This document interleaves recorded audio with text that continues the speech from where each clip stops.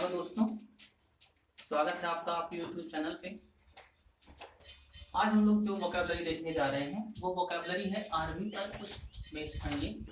और आर्मी में ऐसे कितने वर्ड्स हैं जो हमारे एग्जाम में बार बार पूछे जाते हैं और उसको हम पूरा चेक करेंगे आज। टोटल जो मैंने यहाँ पे ढूंढा है वो 10 हैं, बाकी और भी हैं, लेकिन ये जितने भी हैं सारे के सारे एग्जाम में आए हुए हैं और बहुत ही ज़्यादा इंपॉर्टेंट है। सबसे पहला हमारा जो वर्ड है वो है बटालियन। और आपको पता है कि आर्मी के सेंस में बटालियन वर्ड बहुत बार यूज होता है। और यहाँ से हम जब देखेंगे तो बटालियन को हम कहेंगे a large unit of soldier that is ready for battle. मतलब सेना का वह समूह जो युद्ध के लिए पूरी तरह से तैयार है उसे हम बटालियन कह सकते हैं। इंपॉर्टेंट वर्ड है। नेक्स्ट वर्ड यहाँ पर है आपका इन्फेंट्री। इन्फेंट्री कई बार पूछा जा चुका है, तो ध्यान रखना इस चीज को। सोल्जर्स फाइट ऑन फुट, मतलब ऐसे सैनिक जो पैदल युद्ध करते हैं, आप इसे पैदल सैनिक कह सकते हैं। नेक्स्ट वर्ड यहाँ पर जो है हमारा है वो आर्मिस्टाइस है। बहुत ही ज्यादा इंपॉर्टेंट है, कम से कम ये आया है 20 बार एग्जाम में। आर्मिस्टाइस वर्ड जो है इसे हम कहते हैं piece agreement between two countries. जो ऐसे दो राष्ट्र हैं जिन दोनों के बीच में युद्ध हो रहा है, उनके बीच में अगर कोई भी युद्ध विराम या संधि होती है उसी को हम आर्मिस्टाइस बोलते हैं। आर्मी से आप इसे याद कर सकते हैं, आसानी से याद हो जाएगा। नेक्स्ट वर्ड यहाँ पर है बेलीग्रेंट।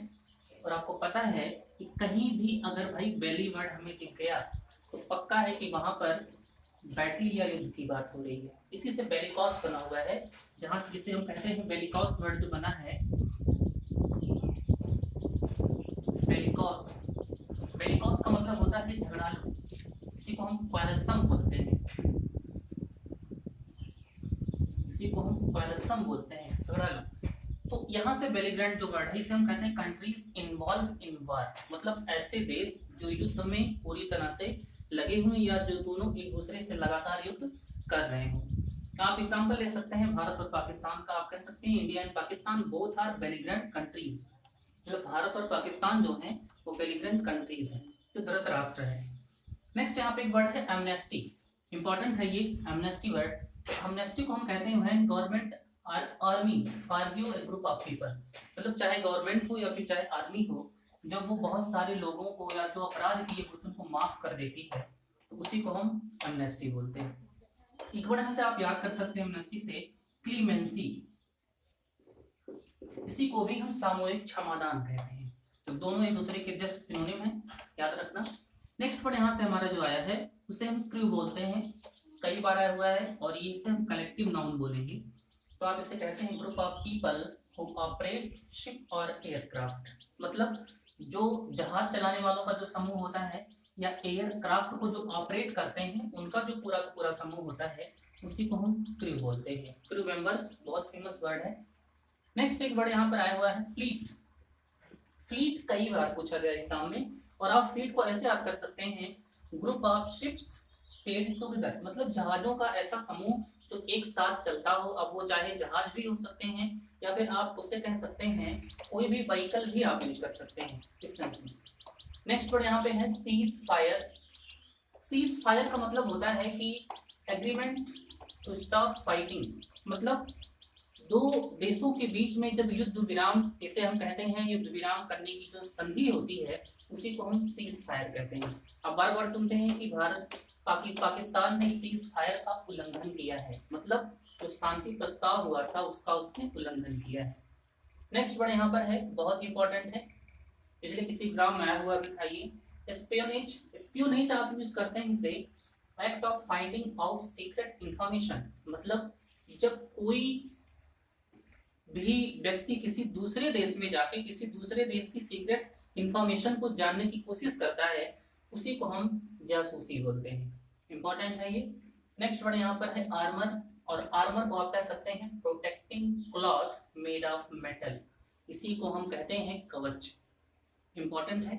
और इसी आर्मर पे कुछ वर्ड्स हैं हमारे, एक इडियम यहाँ से बना हुआ है आर्मर वर्ड पे जो कि इंपॉर्टेंट है हमारे लिए। और ये है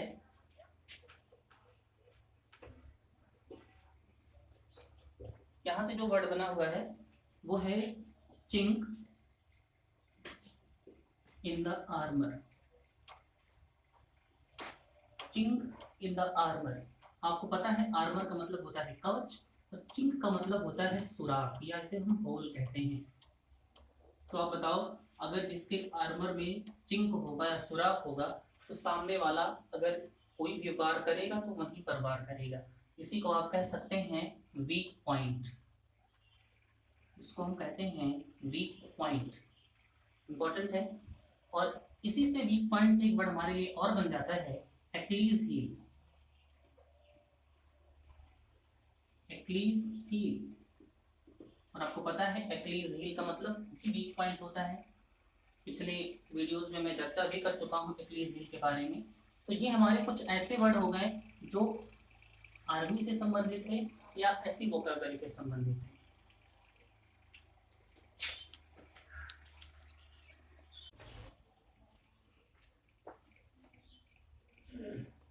अब यहाँ से हम कुछ रूट वर्ड्स लिखने जा रहे हैं जो इंपॉर्टेंट है, और जो रूट वर्ड हम यहाँ से आज ले रहे हैं वो हमारा है जेरेंटो और जेरा।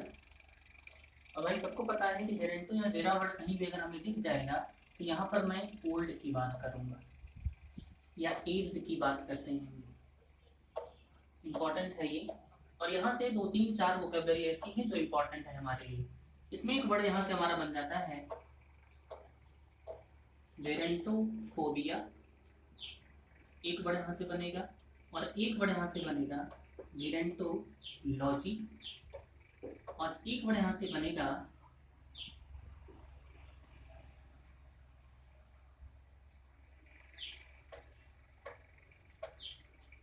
जेरेंटोक्रेसी। भाई सबको पता है कि जेरेंटो मतलब मैंने आपको बता दिया कि कोल्ड होगा, और फोबिया मतलब आपको पता है कि फियर होता है। तो अगर मैं आपसे कहूँ जेरेंटो मतलब हो गया कोल्ड और फोबिया का मतलब फियर, तो आप कहेंगे फियर ऑफ ओल्ड एज, जिसे आप कहते हैं बूढ़ा होने का डर। नेक्स्ट यहाँ पर है जेरेंटोलॉजी। भाई आपको पता है कि जेरेंटो का मतलब होता है ओल्ड या एज्ड, और लॉजी मतलब होता है स्टडी। मतलब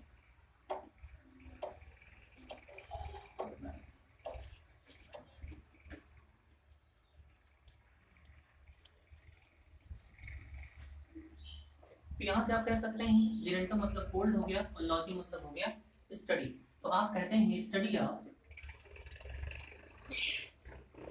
ओल्ड एज, मतलब वृद्धावस्था में जितनी भी प्रॉब्लम्स होती हैं इसे आप कह सकते हैं जेरेंटोलॉजी। नेक्स्ट यहाँ पर है, उसी से आपका एक वर्ड और बन जाएगा कॉमन नाउन, अगर आप बनाना चाहते हैं तो जेरेंटोलॉजिस्ट बन जाएगा। यहाँ से एक वर्ड और बन जाएगा जेरेंटोलॉजिस्ट, इसे आप डॉक्टर बोलते हैं। ऐसा डॉक्टर जो वृद्धावस्था रोग के सारे रोगों का निदान करता है उसे हम जेरेंटोलॉजिस्ट कहते हैं। कॉमन नाउन बनता है यहाँ से, और ये एक प्रकार का स्पेशलिस्ट होता है।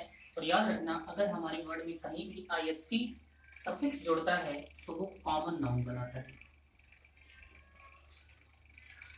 कॉमन नाउन बनाता है। नेक्स्ट वर्ड यहाँ से है जेरेंटोक्रेसी। भाई जेरेंटो मतलब पता है कि जेरेंटो मतलब ओल्ड या एज्ड होता है, और क्रेसी मतलब होता है रूलिंग सिस्टम। तो आप कहेंगे